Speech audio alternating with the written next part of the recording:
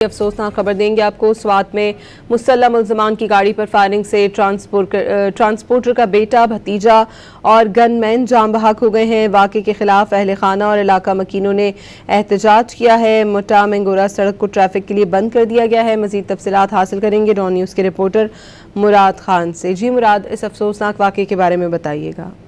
जी बिल्कुल, ये अफसोसनाक वाक़या जो है ये बरस्वात के तहसील मट्टा शकरदरा में पेश आया है, जहाँ पर नामालूम मुसल्लह अफराद ने जो है जो मारूफ ट्रांसपोर्टर है अफजल गुजर, उसकी गाड़ी पर फायरिंग की है और शदीद फायरिंग की जद में आकर उनका बेटा, भतीजा और जो गनमैन था वो जाबा हो गए हैं। और जो अफजल गुजर है वो खुद शदीद जख्मी है और इस वक्त जो है वो जख्मी हालात में जो है अपने लाशों को उठा के मट्टा सड़क पे रखे हुए है। एहतजाज जारी है और मट्टा के अवाम की जानिब से ये एहतजाज जारी है और उनका ये मुतालबा है कि फौरी और जो मुल्ज़िमान हैं उनके खिलाफ कार्रवाई करे, इंसाफ फराहम की जाए। हमारी बात हो गई है DPO स्वात मोहम्मद उमर से, तो उनके मुताबिक कि बड़ी तादाद में जो है पुलिस वहाँ पर जाए वक्फा पे पहुँचा दी गई है और जो सर्च ऑपरेशन है वो जारी है और जल्द मालूम किया जाएगा कि हमले में कौन से अफराद जो है वो शामिल है। जी बहुत शुक्रिया मुराद खान आपका।